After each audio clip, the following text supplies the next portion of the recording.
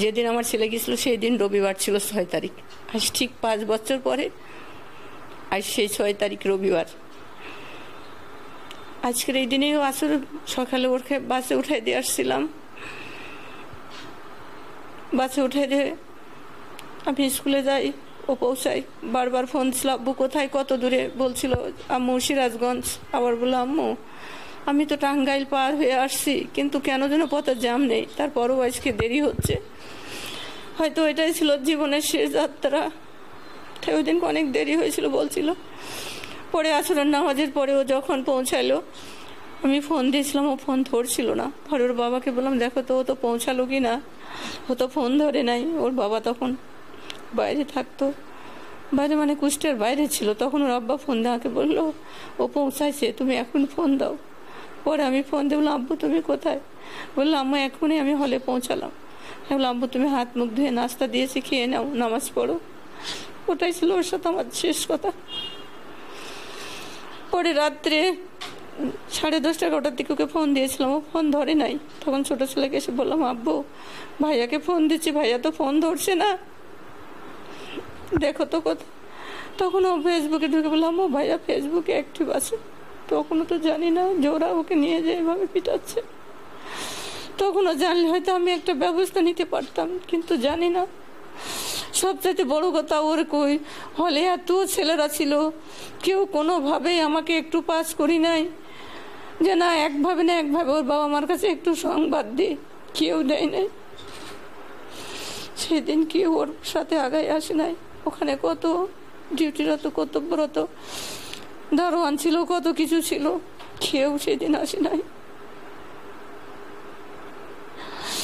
পরে রাত্রি যখন আমার এক রিলেটিভ মারা গেছিল, আমি যাবো বলে রাত্রে আমি শুয়ে পড়লাম 11:30টার দিকে।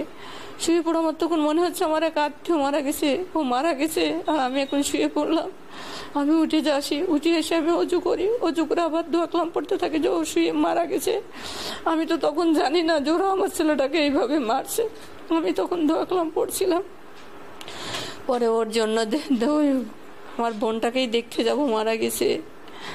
তখন আমি ভোরবেলা ফজরের আজানের আগেই উঠছি, উঠে নামাজ পড়েছি 2 রাকাত। আজান হয়নি, আমি ফরজ পড়ি নাই। আমি তখন টুকটাক করে সব গুছাই নিচ্ছি যে যাব। এর মধ্যে নামাজে বসে ফরজ নামাজের জন্য বসে আছি। তখন মোবাইল বেজে উঠছে। আমি ভাবছি আমার ভাইয়ের ছেলে ফোন দিয়েছে। আমি তখন মোবাইলকে আমি জিজ্ঞাসা করি নাই, জিজ্ঞাসা না করে বলছে আব্বু তুমি আলাউদ্দিন রোডে চলে আসো, আমি 7টার আগেই চলে যাব না আলাউদ্দিন রোডে। তখন আমাকে ওই পার থেকে বলছে এটা কি আপনি কে বলছেন? আবরারের আম্মা। আমি তখন কণ্ঠস্বর শুনে বুঝতে পারি এটা বাইরের লোক, আমার আত্মীয় না। তখন আমি বলছি কে বলছেন আপনি? তো বলছে আপনি কি বলছেন? বলছে হ্যাঁ। বলছে আমি আবরারের আম্মা, তো আবরারকে এর কথা আপনি বলছেন। তখন বলছে আবরারের আপনার বাড়ি কোথায়? হ্যাঁ। বলছে আমার বাড়ি কুষ্টিয়ায়। বলছে না আবরারের বাড়ি তো দৌলতপুরে। আমি বলছে কে বলছে আবরারের বাড়ি দিতে? আমি তো আবরারের আম্মা, আমার বাড়ি তো এই যে মাহবুল আহনেফের বাড়ির পিছনে কুষ্টিয়ায়, আপনি কেন বলছেন? তখন বাবা বলছে কে কি বলছে তোমাকে? আমি বললাম দেখো তো ফোনে কি বলছে। ফোনটা আমি তাকে দিয়ে দিই, সে উঠে দেখে। আমি এই সময় আমার ছোটো ছেলের কাছে ছুটে আসি এই ঘরে, এসে বলছে আব্বু ওরা কে যেন কে ফোন দিয়ে কি বলছে, তুমি দেখো তো ভাইয়াকে। তখন আমি উঠে ও ফেসবুকে ঢোকে ওই রুমে যে, তখন ঢুকে বলছে আম্মু ভাইয়া নেই, আম্মু ভাইয়াকে ওরা শিবির বলে মেরে ফেলেছে।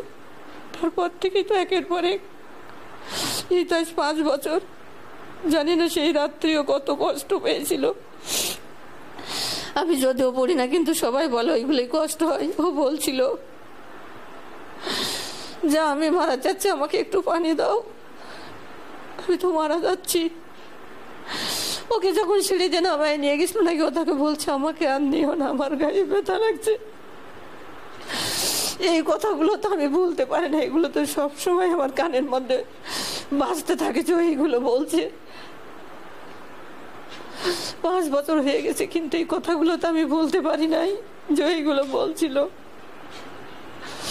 আমি কি জানতাম ছো আমাকে শেষবারের মতো চলে যাচ্ছে। আজ এই 5 বছর চলে গেছে, জানি না ও কিভাবে আছে।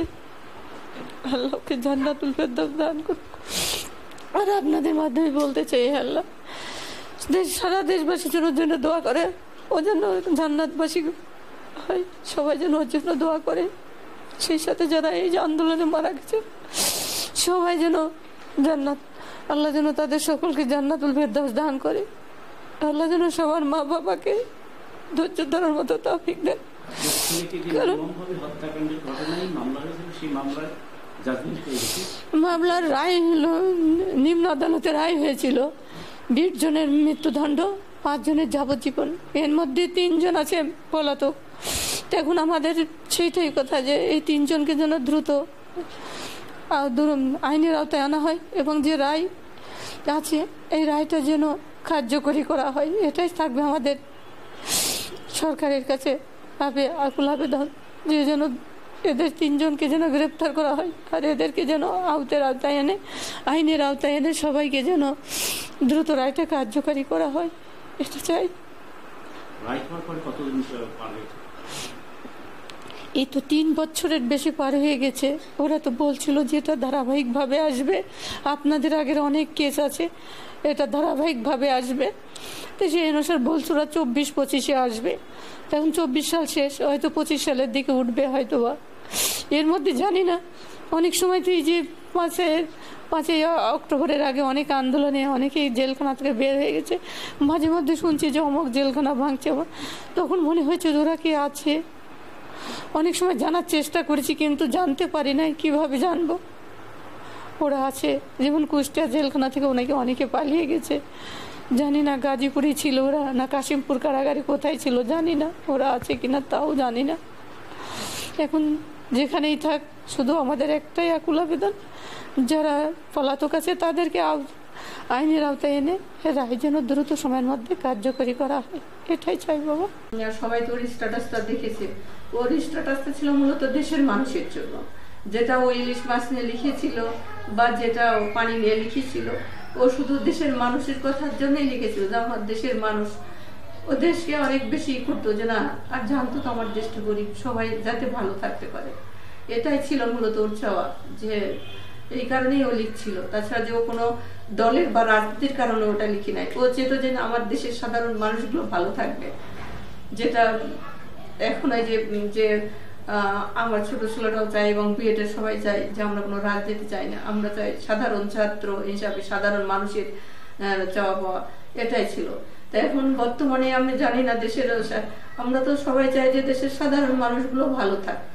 তো এখন রাজনৈতিক পরিস্থিতির জন্য আমরা তো সবাই জানি যে 15 বছর আমরা একদলীয় শাসনের ব্যবস্থা ছিলাম, জানি না ওদের ভবিষ্যৎ আবার কে কেমন হবে। কিন্তু এখন তো আমরা কোনো সরকারের অধীনে নেই, আমরা তো মূলত চাই যে আসুক সেই যেন আমার দেশটাকে ভালো চালায়, এটাই আমাদের ছিল, বা ওরও হয়তো এটাই চাওয়া পাওয়া ছিল যে দেশটা যেন ভালো চলে, সবাই যেন ভালো থাকে, এটাই ওর চাওয়া পাওয়া ছিল।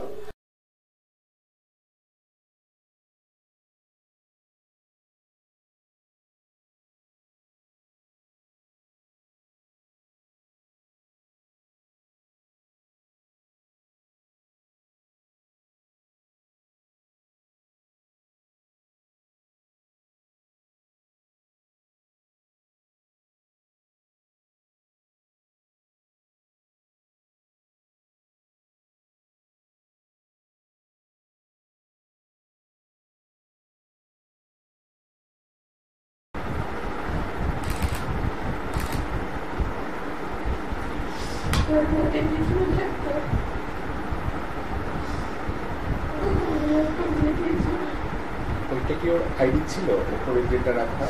না না, এটা পুলিশের ছিল। না না, উপরে ওইটা কি ওর আইডি কার্ড?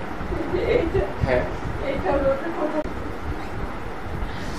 এই ফোনটা নিয়ে মনে ছেলেটা বেড়াতে গেল, তখন পানির মধ্যে পড়ে গেছিল, তখন এই পিছনে তো আমি দেখতে ফোনটা পানির মধ্যে পড়ে গেছিল, ওরা তোর সাথে ছিল, তারা পারছে, তখন ওই যে কিছু প্রভাব দিয়েছে পানির মধ্যে, তখন কি জানতাম না যে আমাকে একদিন মারবে, ও তো তখনও ফিরে নেয়।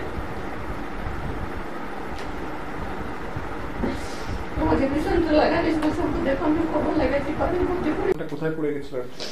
ওই যখন ছেলেটা যে বেড়াতে গেছিল, ওই যে ছেলেদের সাথে ছবি আছে, যারা মারছে তাদের সাথেই ছবি আছে ওর, ওরা ওর সাথে ছেলেটা বেড়াতে গিয়েছিল। ওই কি যেন বলে যে কি দ্বীপ, ওই দ্বীপের মধ্যে যখন বেড়াতে গেছিল ওই ছবিগুলো আছে ওই দ্বীপে। দ্বীপে অনেকগুলো ছবি উঠেছিল এই গানগুলোর সাথে দেখবো মাঝে মধ্যে আমার ছোট ছেলে পোস্ট দেয়।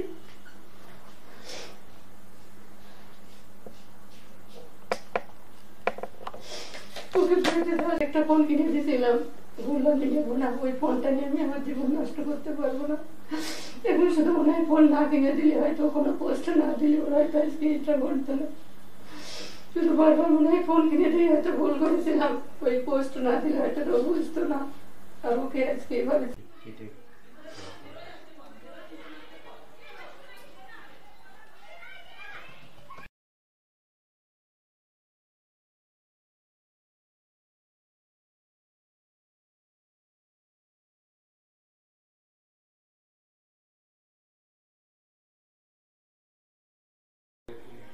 সেকেন্ডার পরীক্ষা হয়ে গেছে। তার মানে এই 5 বছর তো বেরিয়ে যেত।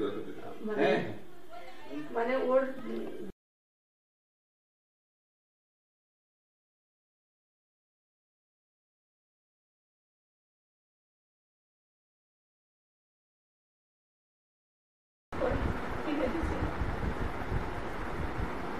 ল্যাপটপটা একটু বের করবে।